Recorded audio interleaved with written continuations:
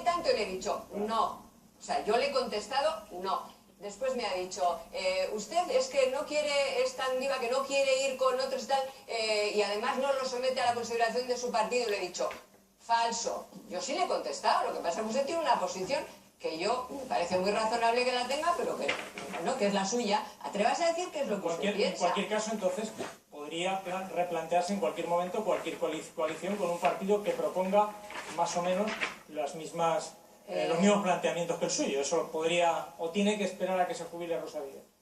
Pero es que es falso eso que usted está diciendo. Nosotros hemos hecho un congreso en noviembre del año pasado, no una reunión de la dirección, en el que hemos vuelto a decidir ir solos y autónomamente a todas las elecciones. Un congreso de un partido. ¿Me entiende? O sea, Sí, congreso. Sé lo que es un congreso. Eso es, o sea, congreso, no decisión de Rosa Díez. O sea, que puede haber otro congreso en el que el partido pueda decidir otra cosa, pero es un congreso de un partido. Nosotros somos un partido político inequívocamente nacional que defendemos en toda España la misma posición política, con las mismas siglas y con el mismo programa. Eso es lo que somos. O sea, que no somos otra cosa distinta. Y eso no es más que tener autonomía política y respetar las resoluciones de nuestro Congreso. Del de nuestro partido, no del Congreso de otros partidos. Yo le voy a decir, yo le hago ese planteamiento, doña Rosa, si me lo permite, porque yo creo que ustedes están llamados a hacer un papel, tal y como van, si atendemos a lo que dicen las encuestas, un papel bisagra, es decir, un papel de que entre dos fuerzas políticas puedan ustedes, como se ha dicho aquí, tener un papel decisivo. Entonces, su mano izquierda, la mano izquierda de su líder, o de su partido, si quiere usted ser más clara, la mano izquierda es muy importante en este caso. Entonces, ustedes están dispuestos a llegar a acuerdos que permitan que este país, en definitiva, sea lo más gobernable posible. Vamos a llegar a acuerdos. No conteste, por favor, ahora. No conteste, señora Díez, porque nos vamos a hacer una publicidad y la respuesta, por lo mejor. Rosa Díez esta noche en el plató de la sexta noche. Carmela, te iba a pedir que recuperes la entrevista brevemente. Muy rápido, es un tema de actitud ante la posibilidad, tal y como se están proyectando las encuestas, de que UPyD sea un partido bisagra a nivel nacional. No estoy hablando de elecciones autonómicas y municipales, sino a nivel nacional, y cuál sería la actitud o las exigencias o la capacidad de negociación que cree que debería tener en esa posible jugada. Para hacer un acuerdo con cualquiera de las otras fuerzas políticas. Está abierta. Con PSOE, con PP. Sí, nosotros, le contestaba antes a su compañera, nosotros presentaremos, como si somos un partido clave, que yo creo que lo vamos a ser, unas propuestas que la haremos públicas respecto de por dónde creemos que ha de conducirse la política nacional, y se las presentaremos, si es que la situación así lo permite, al resto de fuerzas políticas. Y si hay posibilidades de acuerdo, pues será en base a un documento. Tenemos, en fin, todas las posibilidades de hacerlo. Ponemos condiciones, como es lógico. Por ejemplo, usted sabe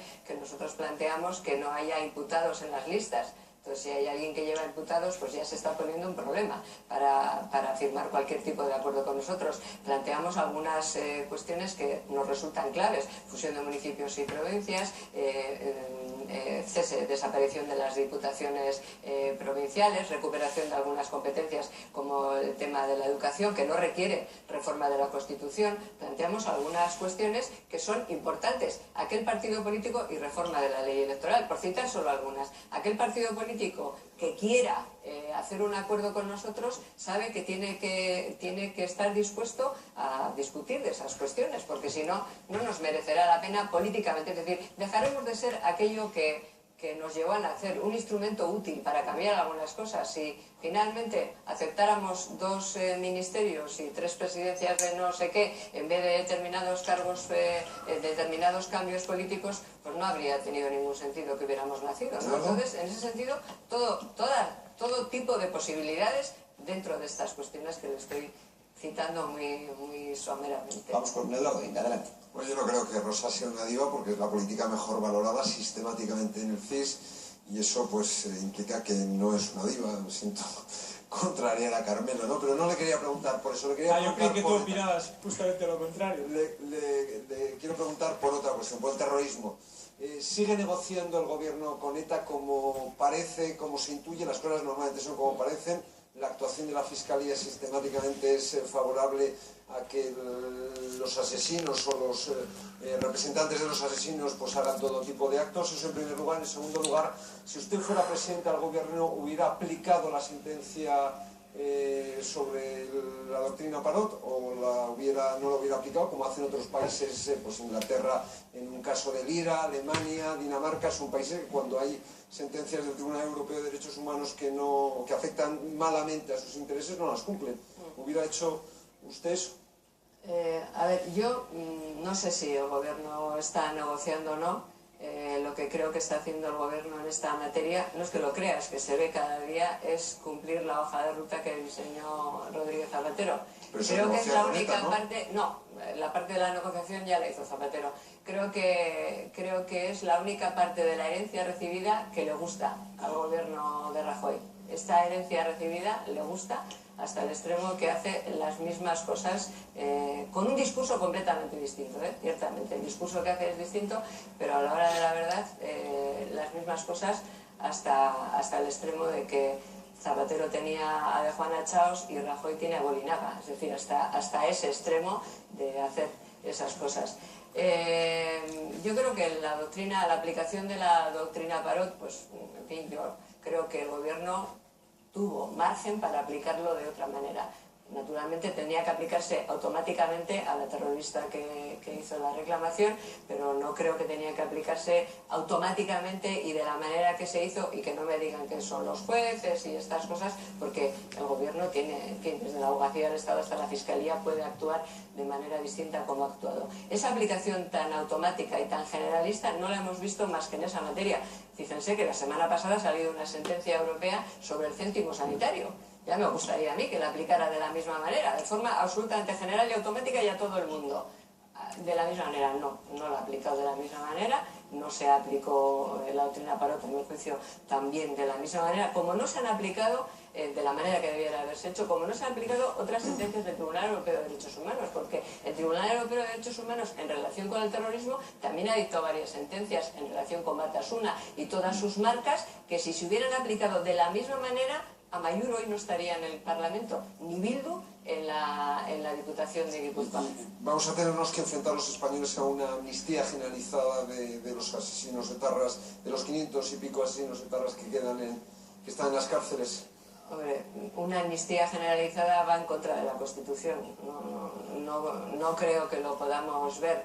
Y además, la Constitución se incumple sistemáticamente. Y además, sí, como usted ha dicho en Cataluña, por ejemplo. Yo creo que ahora mismo, fíjese que voy a decir una cosa que me gustaría no decirla, pero lo voy a decir.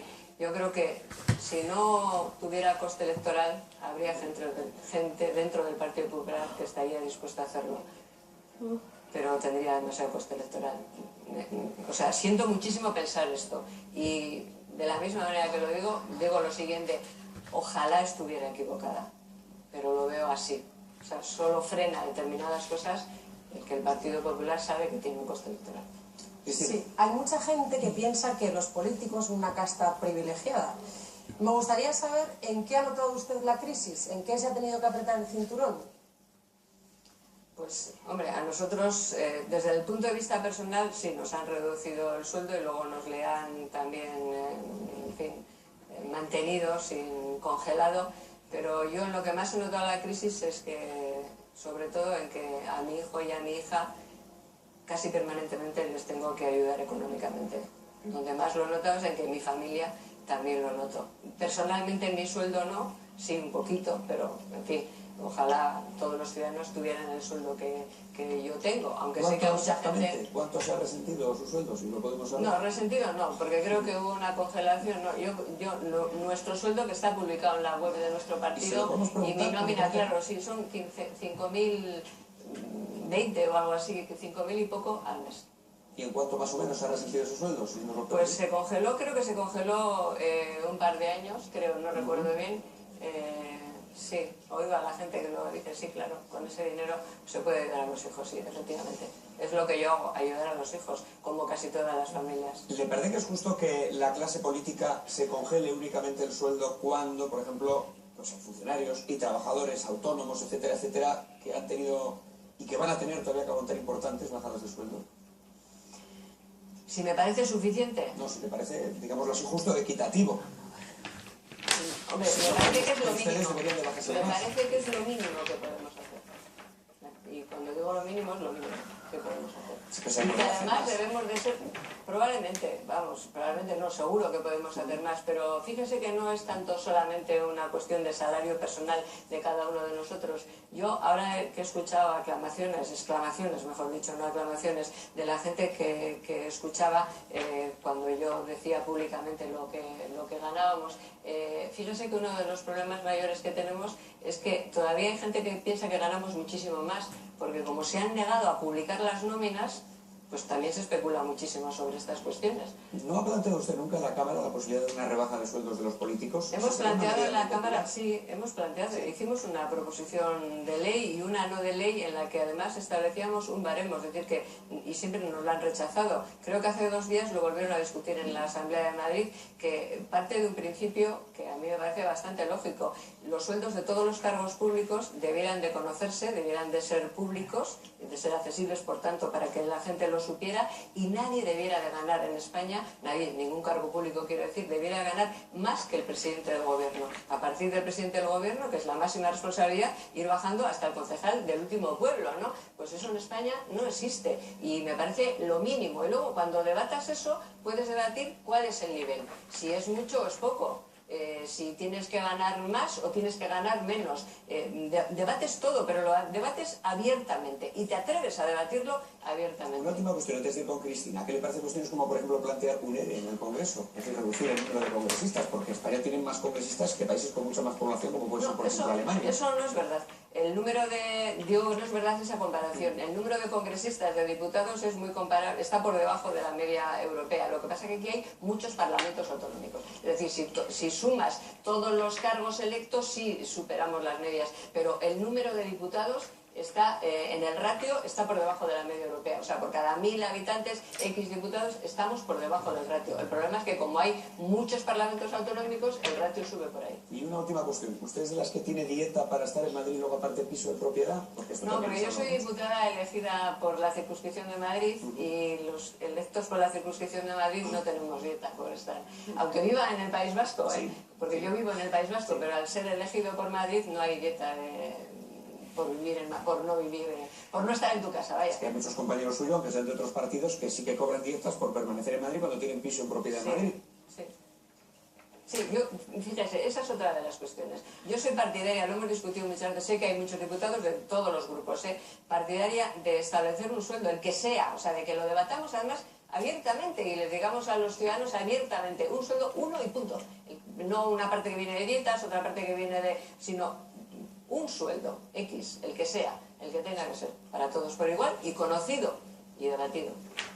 Avanzamos, Sí, hablando de dinero, me gustaría saber qué funcionamiento interno tiene UPyD para que no le pase lo mismo que le ha pasado a PP con el caso Bárcenas. ¿Ustedes tienen tesorero? ¿Es el mejor pagado del partido o cómo Tenemos tesorero, pero no es el mejor pagado.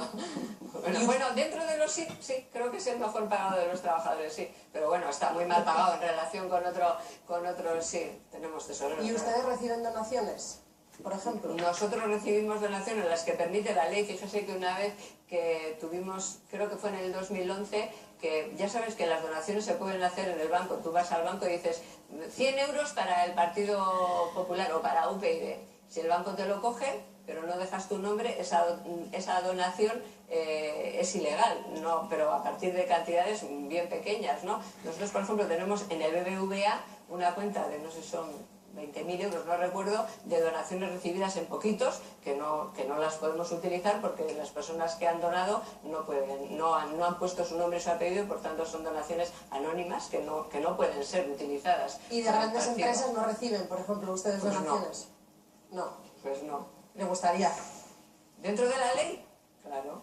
Lo que pasa es que si fueran dentro de la ley, a nuestro juicio, y eso hemos planteado en varias ocasiones también, debiéramos tener un sistema como en alemán. A mí es el que más me gusta, que todas las donaciones son públicas al día siguiente. Es decir, no tienes que esperar a que el Tribunal de Cuentas te haga una auditoría, sino que empresa X que quiere hacer una donación de 10.000 euros a un partido político, pues ese mismo día es público. Pero entonces usted no es tan revolucionaria, ¿no? Porque si usted es partidaria, por ejemplo, de que las empresas le hagan donaciones, No a lo es que mejor sea partidaria. sí, pero si a lo mejor si usted al día siguiente gobierna en un municipio, en una comunidad autónoma, tiene que tomar alguna decisión que afecte a esa empresa, Pues no va a poder recibir la donación porque estaría fuera de la ley. Eso sería ilegal, habría un conflicto de intereses, es decir, que no sería posible. pero hoy en día no es así, hay subterfugios para evitar eso. Bueno, pero los subterfugios es saltarte la ley. O sea, por eso la transparencia es clave. Es decir, si tú, el día que recibes, que no es el caso de España, si una empresa, un particular, da una donación a un partido político, si ese mismo día es público y es transparente, o sea, por tanto, como es público, es transparente, bueno, pues la gente sabe y si además tú tienes que decidir sobre algo que le afecta a esa empresa, pues tú sabes que no puedes aceptar esa donación. Pero si las cosas se saben, la transparencia, en fin, había un juez norteamericano que decía que la luz del sol era el mejor desinfectante. Y entonces, para estas cuestiones, la luz del sol es el mejor desinfectante. Las cosas claras, que la gente lo sepa, oiga, las donaciones a los partidos políticos, en fin, en Europa, en Norteamérica, en cualquier sitio, son normales. Nosotros preferimos autofinanciarnos, por eso tenemos una cuota de 20 euros al mes. Nuestro partido tiene una cuota de 20 euros al mes. Y hay una cuota reducida para las personas que estén en situación económica que no puedan pagarla de 7 euros al mes, porque nacimos con la intención de autofinanciarnos. No nos autofinanciamos todavía, pero realmente esa sería nuestra vocación. Perdóname, Cristina, hablando de financiación, tenemos un bloque publicitario, volvemos enseguida con la entrevista a Rosa Díez. Hasta luego. Estamos en plató con Rosa Díez, es el turno ahora de mi pregunta de Meta Alcaraz. Rosa, si usted tuviera oportunidad de aplicar alguna de las medidas que acaba de desgranar, que forma parte de su programa político, es decir, si fuera presidenta del gobierno, estuviera en Moncloa, ¿cómo la jerarquizaría? ¿Cuál sería la primera medida? ¿Estaría relacionada con la economía, con la regeneración democrática, con el País Vasco, con Cataluña? ¿Cuál sería esa primera medida? Bueno, si pudiera hacerlo, las Cortes serían constituyentes, habría elecciones en 2 años, reformaríamos la Constitución y a partir de la reforma de la Constitución pondríamos en marcha pues todas estas medidas de las que hemos estado hablando. Es imposible combatir y acabar con el paro y recuperar la economía si no ponemos en marcha medidas de regeneración democrática, de transparencia y además de separación de poderes. Le pongo un ejemplo muy claro que todo el mundo va a entender. En España se ha hundido el sistema financiero que representaban las cajas de ahorros, el 51% del sistema financiero. Nos ha costado ya no sé cuántos cientos de miles de euros reflotar el sistema financiero. Si las cajas de ahorros no hubieran estado controladas por los partidos políticos y los sindicatos y además el Banco de España hubiera sido independiente y además hubiera habido verdaderamente, la CNMV hubiera intervenido, ese sistema no se hubiera hundido. Es decir, que recuperarnos de la crisis económica requiere primero regenerar la democracia, estructurar el Estado. España es un Estado inviable e insostenible. No se puede sostener tanta duplicidad, tanto despilfarro. Es decir, tenemos que adaptar nuestro país al tamaño que tenemos para que las instituciones funcionen, para que sean eficaces, para que sean eficientes y para responder desde ellas a los problemas de todos los ciudadanos. Pero empezaríamos porque las Cortes sean constituyentes y a partir de ahí hacer todo este trabajo. Yo le pongo, doña Rosa, en los zapatos del ministro del Interior y en el asunto de la inmigración. ¿Cómo compatibilizar, después de la que le ha caído, porque le ha caído en algunas cosas, desde mi entender, justificadamente, quizá en otras no, al ministro del Interior, lo que le ha caído, cómo compatibilizar el control de las fronteras con los derechos humanos? ¿Cómo lo haría usted? Sí, es bien interesante esa reflexión. Yo creo que tenemos que ser conscientes, los españoles, de algo que se suele decir pero luego se olvida hasta que vuelve a haber un problema. Es que la política de inmigración tiene que ser europea. Digamos, si hay una política europea, además de la PAC, es la política que tiene que ver con la inmigración y con la protección de nuestras fronteras, de las de toda Europa, por tanto. Tiene que haber un apoyo europeo inequívoco en la protección de fronteras, con más recursos de fronteras, con más posición común europea, porque Europa tiene que definir, tiene que acordar cuántos inmigrantes puede integrar. Tiene que acordarlo, es decir, no se trata de cuántos pueden llegar, aunque luego les mandemos a un gueto. ¿Cuántos inmigrantes puede integrar para que sean conciudadanos nuestros? Y además de hacer eso, tiene que trabajar en los países de origen, Porque lo mismo que cuando se cayó el muro, Europa gastó ingentes cantidades a la otra parte, precisamente para evitar una inmigración y que hubiéramos sido incapaces de asumir. Hay que trabajar en los países que son frontera nuestra, para que la gente no tenga que escaparse, para que la gente no tenga que huir de su propio país para buscar una oportunidad para vivir. Es decir, que Europa tiene que hacer dos cosas: invertir en democracia y en desarrollo en los países de donde vienen los inmigrantes y ayudarnos, entre todos los europeos, a proteger nuestras fronteras. O sea que esa política común europea en materia de inmigración, que es una vieja reivindicación de los europeístas, entre los que creo que nos encontramos todos, es todavía una asignatura pendiente. Puntualmente, cuando hay un problema aquí, en Italia, en cualquier sitio, empezamos a hablar de esta historia, pero luego a la hora de la verdad, en fin, quien está en el norte y no tiene miedo de que le lleguen los inmigrantes que entran por el sur, se olvida de esta cuestión. Y creo que el gobierno de España tiene que hacer y en eso sí que tenemos que hacerlo todos juntos. Ojalá podamos ponernos de acuerdo todos los grupos políticos españoles en dar esa batalla en la Unión Europea. A mí, por ejemplo, me parece impresentable las declaraciones de la comisaria Malmström, que vino a darnos lecciones de cómo hacíamos o dejábamos de hacer las cosas desde la lejanía, siempre sin perjuicio de que yo he sido muy crítica, como usted sabe, con las cosas que han ocurrido en la frontera de Ceuta, con cómo se ha gestionado esa cuestión. Pero yo creo que la cuestión es que tenemos que aprender de los errores y tenemos que aprender de las exigencias del momento. Y este es el momento en que España tiene que ir a Europa y plantear esta defensa de política común europea en materia de inmigración en la doble vía, insisto, proteger las fronteras es lo segundo. Lo primero es invertir en los países de origen para que nadie tenga que escaparse de su casa buscando una oportunidad para vivir. Hay una última cuestión que se ha dejado Eduardo Illa en el tintero y que le quería plantear. Bueno, dos en una. En realidad, usted se ha declarado abiertamente republicano, su partido, su formación. Habría que... ¿Sí? ¿Cuándo? Bueno, su partido se ha declarado republicano en más de una ocasión, o por lo menos partidario de un modelo republicano. Yo lo he leído, a lo mejor no a usted, pero a algunos de sus lugartenientes y lugartenientes. No en las resoluciones del Congreso. Bueno, no planteamos la reforma del modelo de la monarquía parlamentaria. Quiero decir, no la planteamos. Pero habría que plantearla, habría que hacer... Nosotros no la planteamos. Y segunda cuestión, ¿qué le parece el Lo que trato? planteamos es que la monarquía se comporte como se tiene que comportar una jefatura del Estado en el siglo XXI, con la absoluta transparencia y dación de cuentas. Es decir, que le pedimos lo mismo que le pediríamos al presidente de la República, por lo menos. O sea, por lo menos. Y hay que desarrollar inmediatamente el título 2 de la Constitución. Pues a eso quería yo. ¿Qué le parece el trato que ha dispensado la Fiscalía General del Estado, la Fiscalía Anticorrupción y la Agencia Tributaria a la infanta Cristina en el caso Urdangarín? Pues que con una fiscalía de ese nivel no hace falta abogado de defensa. ¿Y la Agencia Tributaria? ¿Admitiendo facturas falsas? Lo de la agencia tributaria es más complejo, por lo que me dice todo el mundo, ¿no? Pero realmente ya lo hemos pedido públicamente. Hace falta, nosotros queremos saber, porque creo que los españoles tienen la obligación y el derecho de exigir y el derecho de saber qué ha pasado ahí con las dobles o triples versiones respecto de las facturas. Pero lo que está fuera de toda duda es que la Fiscalía actúa como si fuera el abogado del Estado. Y claro, me temo que estamos pagando, el abogado, perdón, de la defensa, me temo que le estamos pagando dos abogados de la defensa a la infanta Cristina, y me parece que eso es insoportable, aunque no es en el único caso en que los fiscales anticorrupción actúan como abogados de la defensa, lo cual me parece absolutamente impresentable. Hay una cuestión, para acabar ya la entrevista, que no queríamos dejar pasar y que tiene mucho que ver con la actualidad, y es la famosa ley del aborto de Gallardón. Ley de plazos, ley de supuestos, ¿por qué aboga UPyD? De plazos, sí. De plazos. Sí, sin duda ninguna. ¿Lo van a llevar? Clara, muy clara. Muy clara, además. Sí. Luego lo llevarán en el programa electoral, cosa que no habían hecho hasta ahora. Lo llevamos en este programa, sí. Ah, bueno, es que usted llegó a decir en una ocasión que no era algo la cuestión del aborto como para incluirlo en un No, programa nosotros en electoral. el programa anterior Sí. no llevábamos la reforma de la ley del aborto. Cuando llevó el PSOE la propuesta, hicimos una enmienda a la totalidad y nos pronunciamos y además votamos en contra. Quiero decir que teníamos una posición, tenemos la misma posición y no lo incluimos en el programa. Pero ahora estaba sobre la mesa el debate. Hicimos un congreso en el mes de noviembre. Hubiera sido absurdo que en un tema que se está debatiendo no hubiéramos establecido una posición.